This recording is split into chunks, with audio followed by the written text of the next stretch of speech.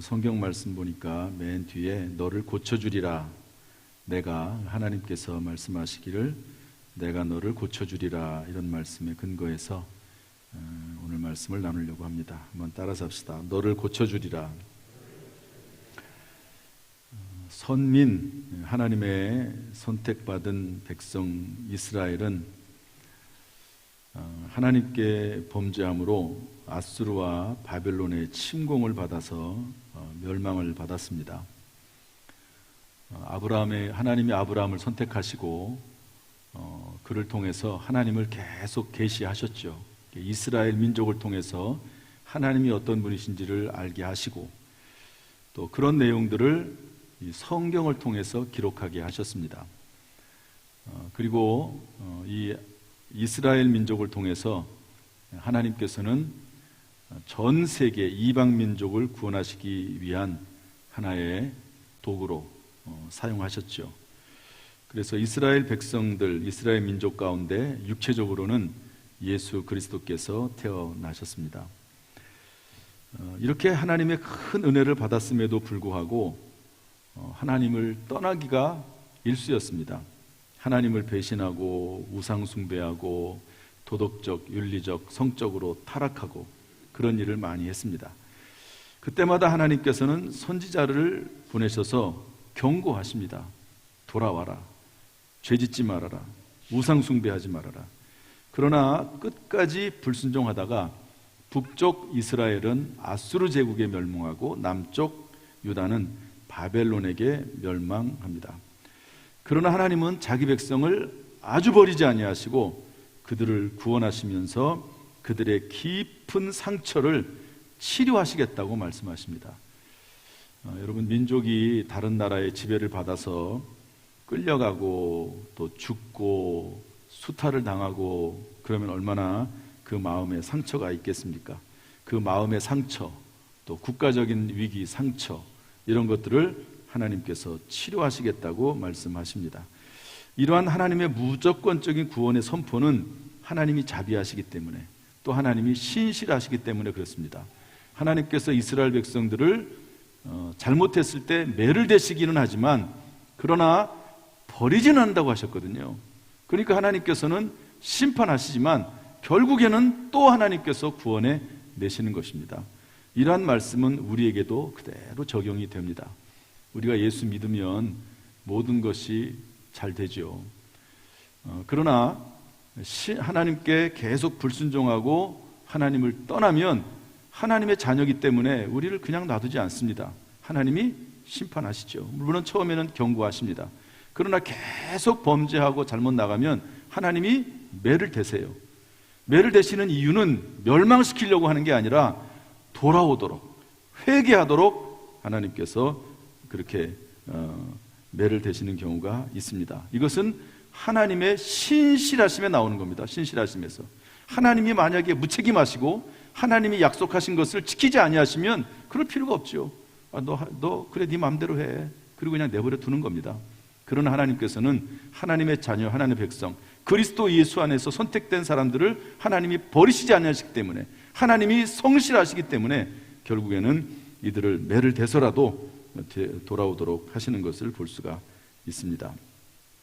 오늘 성경 말씀 보면 이렇게 이스라엘 백성들을 치료하셨고 고쳐주셨고, 오늘날 우리들도 하나님이 고쳐주시는데 어떻게 우리를 치료하실까 하는 것이 오늘의 말씀입니다.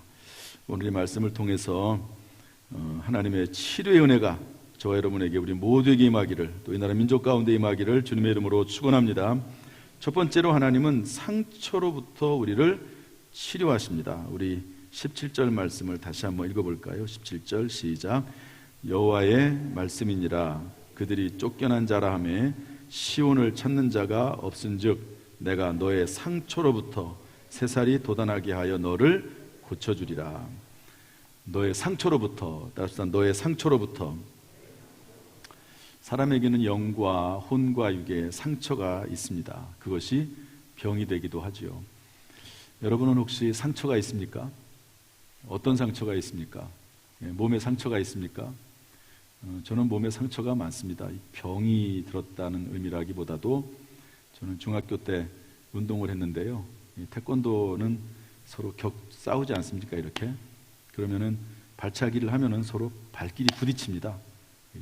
종아리, 정강이. 그래서 그 정강이 뼈 그쪽에 있는 그 살들이요, 저는 움푹움푹 패였습니다. 이렇게 보면은요.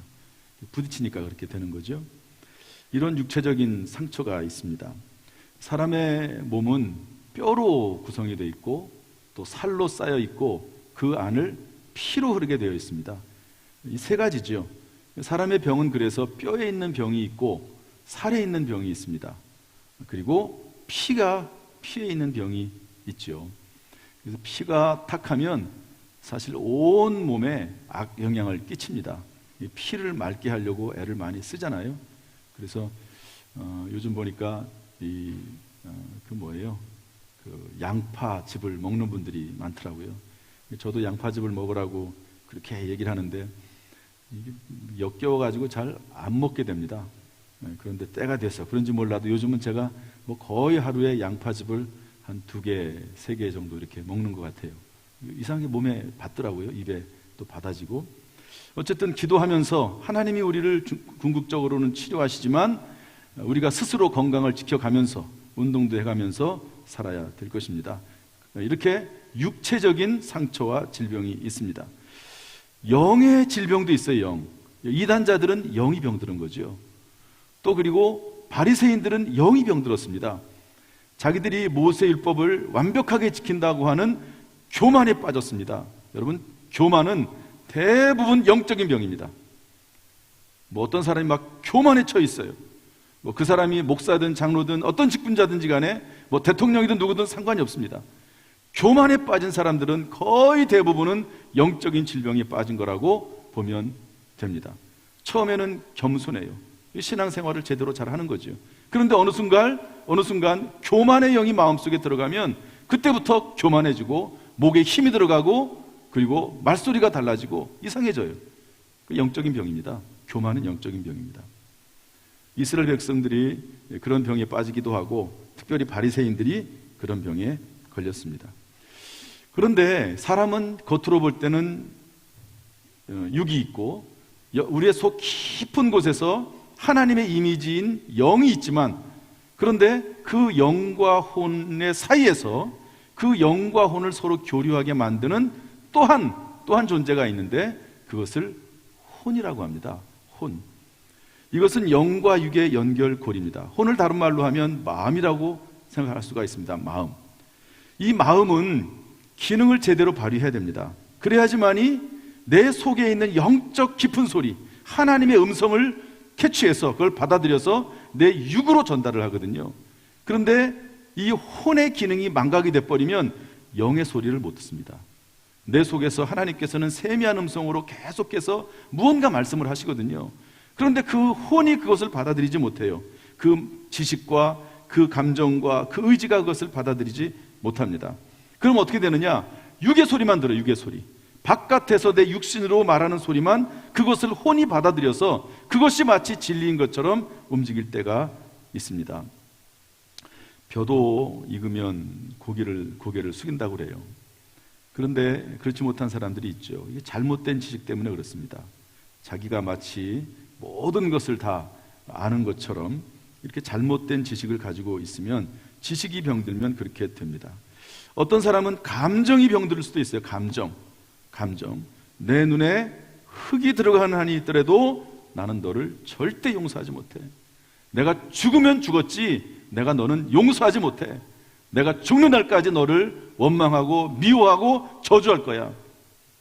왜 그럴까요? 상대방이 잘못돼서 그럴 수도 있습니다. 그런데 상대방이 잘못돼서 그럴 수 있지만 그런 마음을 품고 있는 것은 내 감정이 상처를 받고 내 감정이 병들었기 때문에 그렇습니다.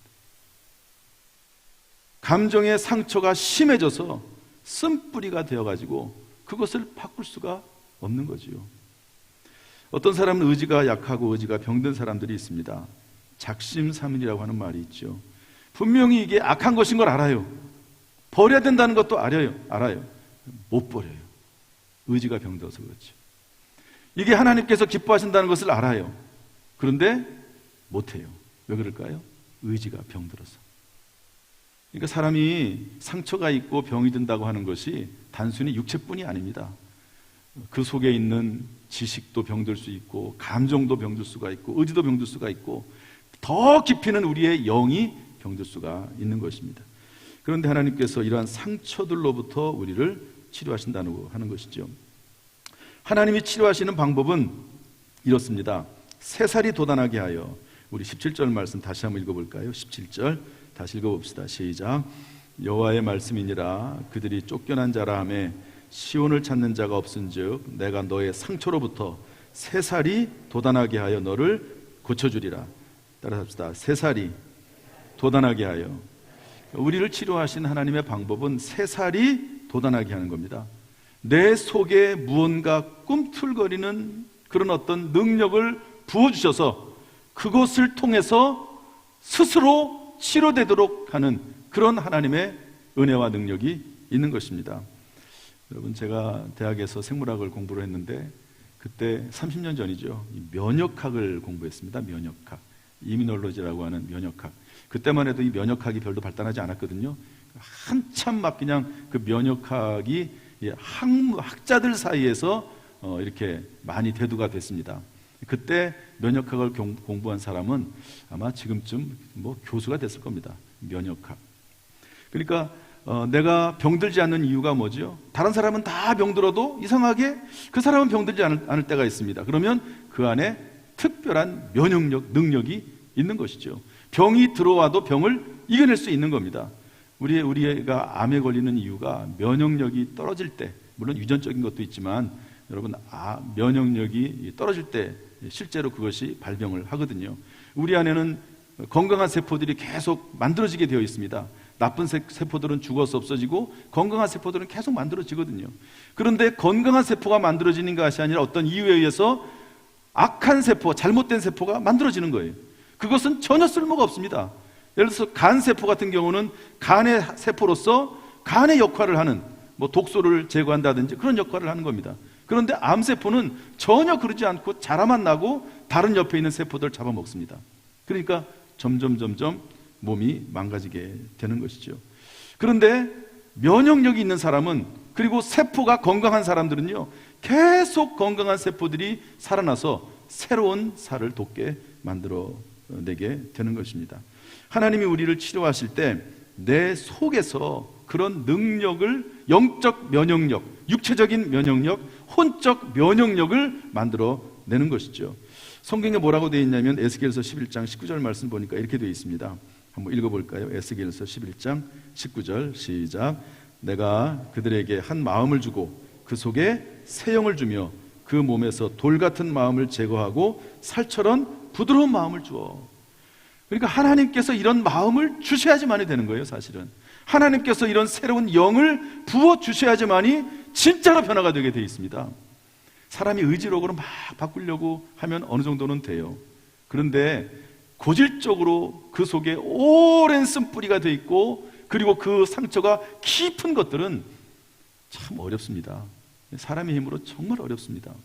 그런데 하나님께서 이렇게 부드러운 마음을 주시고 새로운 영을 부어주시면 정말 불가능한 일들이, 그런 변화들이 일어나게 되는 것입니다. 특별히 신약시대에 와서 하나님께서는 성령을 부어준다고 말씀하고 있죠. 사도행전 1장 8절에 보면 오직 성령이 너희에게 마시면 너희가 무엇을 받고? 권능을 받고. 능력이거든요. 그러니까 성령의 능력이 부어질 때 그때 비로소 놀라운 일들이 일어나게 되는 것입니다. 이렇게 하나님께서는 우리를 치료하시고 상처로부터 치료하시고 새살이 돋아나게 하여 치료하신다고 약속하고 계십니다. 그런데 가장 중요한 것은 뭐냐? 이것이 하나님의 말씀이라는 겁니다. 우리 17절 말씀을 다시 한번 읽어보겠습니다. 17절 시작.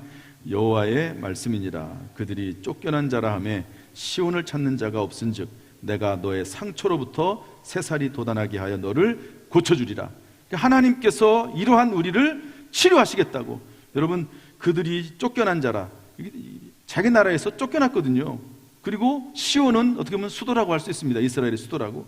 그 시온을 찾는 사람들도 없어요. 민족적인 그런 아픔, 상처가 있습니다. 여러분, 우리나라도 민족적인 상처가 있잖아요. 일본에 대한 민족적인 아픔, 상처가 있습니다. 지금 일본 사람들이 그때 우리를 지배했던 사람들이 아니에요. 우리를 공격했던 사람들이 아닙니다.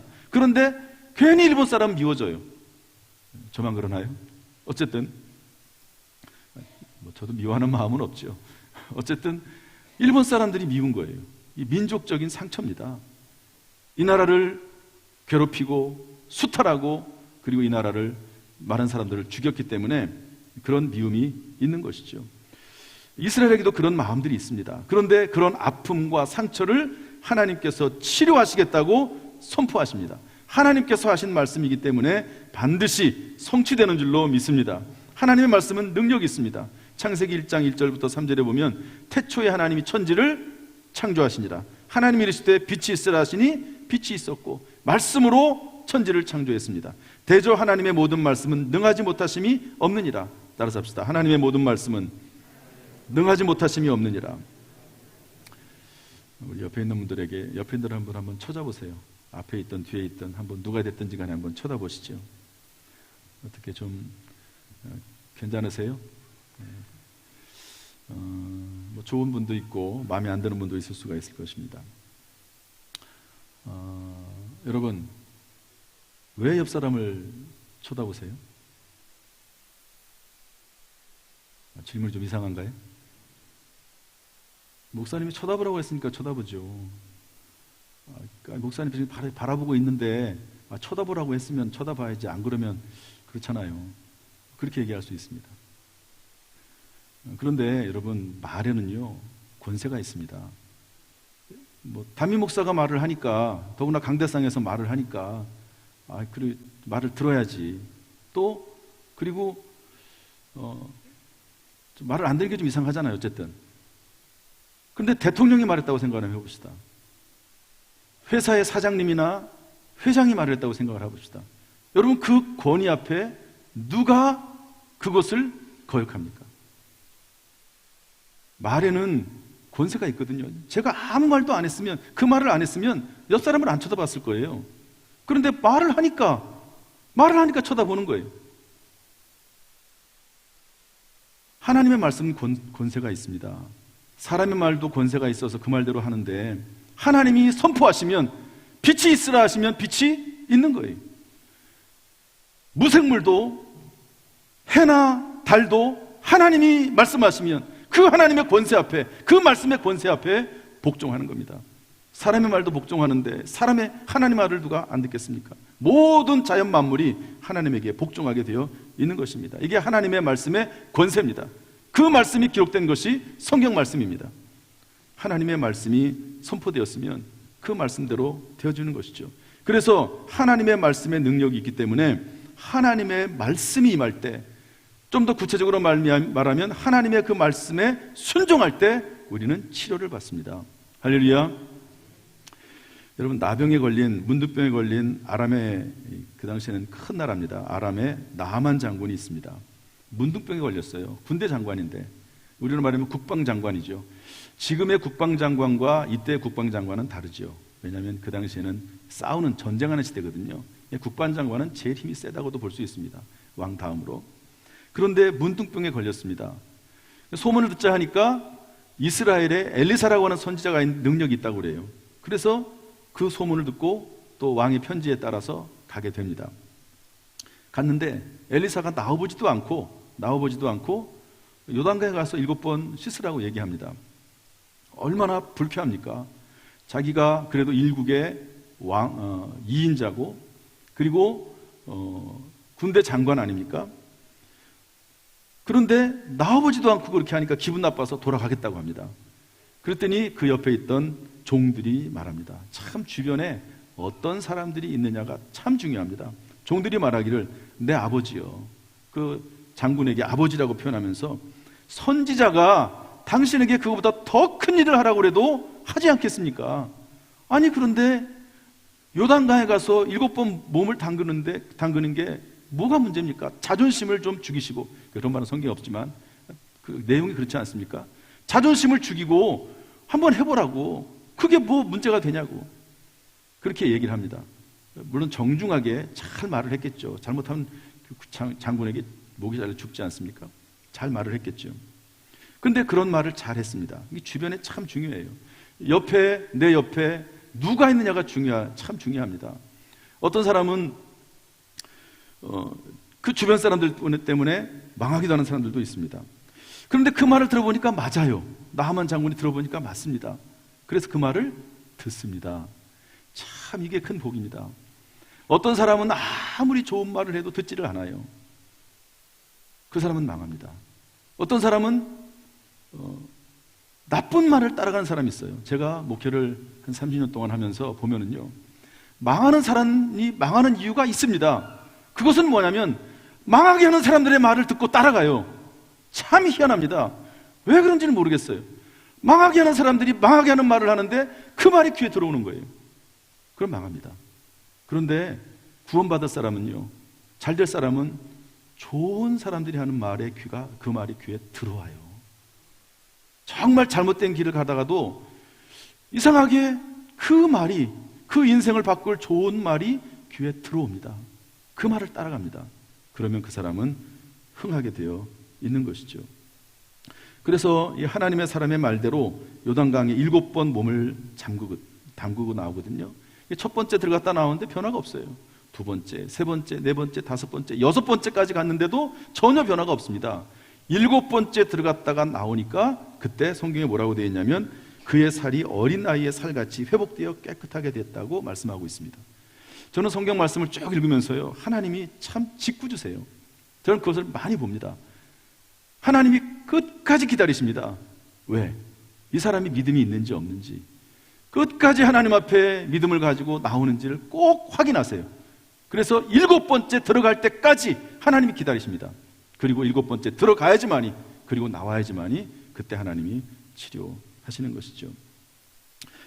여러분, 하나님의 말씀은 여기 있는데요, 이렇게 기록된 로고스의 말씀을 말하는 게 아니라 이 말씀이 나에게 떨어지는 임하는 말씀, 이 말씀을 레마의 말씀이라고 하거든요.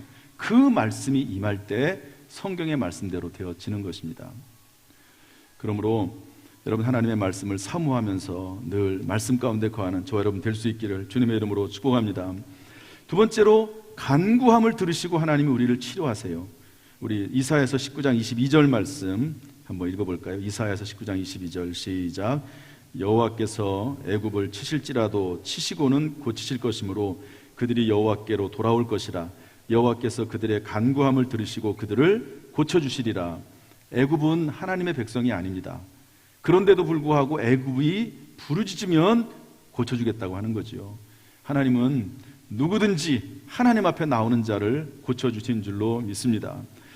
물론 여러분, 하나님의 말씀과 함께 가죠. 하나님의 말씀이 없이 딴 생각을 하면 안 되겠지만 하나님 고쳐준다는 약속의 말씀입니다. 제가 자주 말씀드리는 나김일 목사님, 인천에서 제일 큰 주한장로교를 목회하셨던 분이시죠. 40대 암으로 며칠밖에 못 산다는 의사의 사형 선고가 내려졌습니다. 본인은 천국 가니까 괜찮지만 그 말을 듣고 우는 아내와 자녀들을 생각해서 살기로 생각을 해요. 살겠다고, 살려달라고 부르짖습니다. 온종일 말씀을 읽고 기도하고 찬송합니다. 병에 걸려가지고 할 일이 없잖아요. 그러니까 내일 모레 언제 죽을지 모르는 사람이 할 일이 뭐가 있겠습니까? 오직 기도하고 오직 말씀 읽고 오직 찬송하면서 하나님 앞에 기도했습니다. 그랬더니 얼마 못 산다는 분이 한 달을 살고 1년을 살고 그리고 50대를 넘어가고 60대를 넘어가고 은퇴할 때까지 목회를 하다가 지금도 살아계십니다. 하나님의 말씀이 선포될 때, 그 하나님의 말씀이 내 안에 들어올 때, 그리고 내가 간절히 하나님의 말씀을 사모함으로 기도할 때 여러분, 치료되는 놀라운 역사가 나타나게 될 줄로 믿습니다. 또 그리고 마지막 세 번째로는 죄사함 받을 때 치료받습니다. 가장 중요한 것은, 궁극적인 것은 죄사함 받는 겁니다. 왜냐하면 요한삼서 1장 2절에 뭐라고 되어 있냐면 사랑하는 자여 내 영혼이 잘된 같이 범사가 잘되고 강건하다고 그랬거든요. 그러니까 영혼이 치료가 돼야지만이 범사가 치료되는 것이 맞습니다. 그리고 육체가 치료되는 것도 맞습니다. 그러므로 죄사함 받는 것이 중요합니다. 동네에 죄 지은 여자가 하나가 있었습니다. 얼마나 상처가 많겠습니까? 동네 사람들이 다 저 여자는 못된 여자다, 나쁜 여자다, 더러운 여자다, 이렇게 손가락질합니다. 성경에 아예 그렇게 기록이 돼 있어요. 동네에 죄 지은 여자가 하나 있다고. 그런데 그 여자가 예수님의 앞으로도 나오지 못하고 뒤로 가서 그 발 곁에 서서 울면서 눈물로 그 발을 적시고 자기 머리털로 닦고 그 발에 입 맞추고 향유를 붓습니다. 그의 모든 재산이고 가장 귀하게 여기는 것입니다. 이 여인에게 예수님이 하시는 말씀은 내 죄 사함을 받았느니라, 이 말씀입니다. 그 마음의 상처. 또 그리고 예수님께서 병을 고쳐주실 때 어떤 병에서 노인받으라 이렇게 말씀할 때도 있지만 어떤 경우에는 내 죄가 사함받았다 이렇게 말씀하시기도 합니다. 왜냐하면 죄 사함받아야지만이 그 결과로 말미암아 육체까지도 마음까지도 치료가 되고 회복이 되기 때문에 그렇습니다. 말씀을 정리하겠습니다. 제가 오늘 이번 설교를 준비하면서 전혀 생각하지 못했던 그런 이야기가 하나가 떠올랐어요. 오늘 본문의 말씀도 원래 제가 오늘은 다른 설교 말씀을 하려고 쭉 월요일부터 준비를 했었거든요. 그런데 금요일 날 새벽기도 끝나고 나서 기도를 하는데 이 말씀을 주셨어요. 이거 설교하라고. 그래서 이 말씀을 쭉 하고 있는 것이고, 그 다음에 그러는 설교 준비하는 가운데 이전에 읽었던 책 한 권이 떠올랐습니다. 그 책 제목이 뭐냐면 내 마음속에 울고 있는 내가 있어요. 근데 내 마음속에 내가 있는데 울고 있는 내가 있다는 그런 책이 있거든요. 내적 치유 세미나의 실화를 모아놓은 책입니다. 그러니까 사람이 육체적인 병이 들면 그 육체적인 부분을 치료하면 되거든요. 그런데 마음에서 오는 병이 있습니다. 마음에서. 그래서 그 마음을 먼저 치료하는 그런 내적 치유 세미나라는 그런 게 있거든요. 저도 참여를 하고 아내도 참여를 했습니다.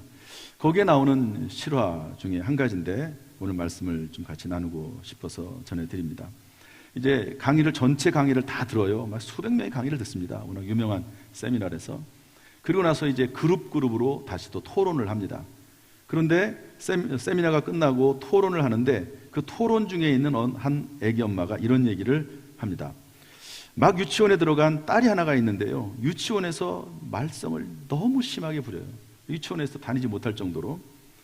그런데 그것보다도 가장 엄마조차도 무서운 말이 하나가 있는데 그게 뭐냐면 나는 엄마를 괴롭히고 싶어.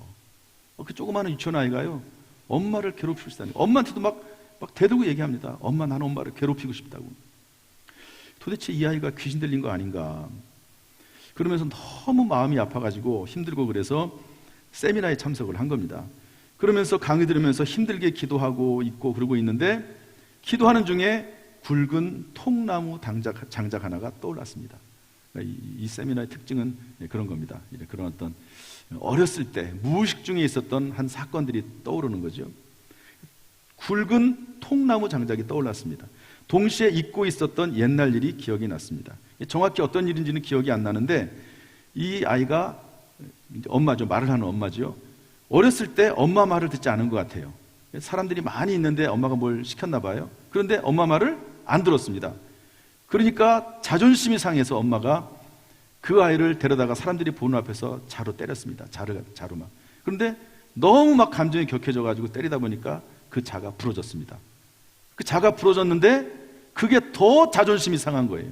그래가지고 밖에 나가서 통나무 장작 하나를 가져다가 사람들이 보는 앞에서 이 여자아이를 때렸습니다.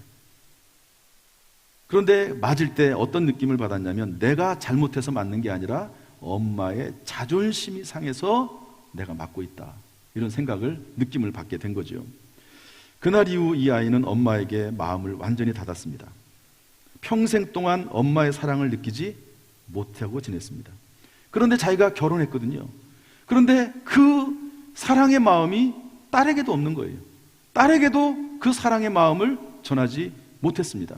그리고 아이가 이상한 행동을 하면 귀신 들렸다고 생각을 한 거죠. 그런데 세미나 참석하면서 쭉 들어보니까 내 딸이 문제가 아니라 자기에게 문제가 있다는 것을 발견했다고, 그렇게 이제 소그룹 모임에서 고백을 한 겁니다. 그 엄마의 고백을 듣고 있던 한 여자 청년이 갑자기 울음을 터뜨렸습니다.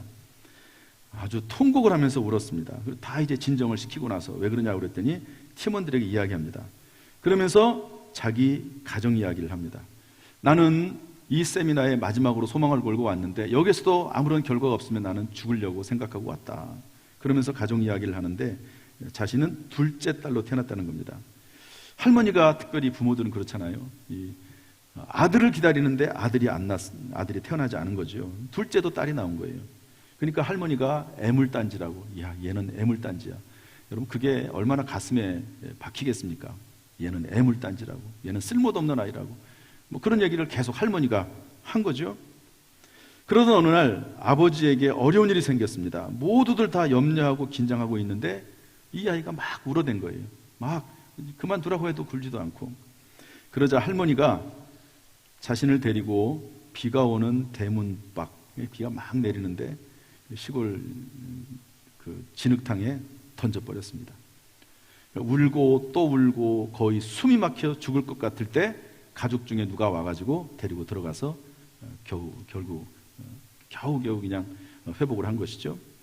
그런데 가장 가슴 아픈 게 하나가 있었다는 거예요. 그건 뭐냐면 엄마 때문에 너무 가슴이 아프고 슬프고 괴로웠는데 그날 엄마가 자신을 비 때문에 지금 비가 내리는 그 진흙탕 거리에서 죽을 정도로 울면서 그렇게 부르짖고 있는데 엄마가 자기를 데리러 나오지 않은 거예요.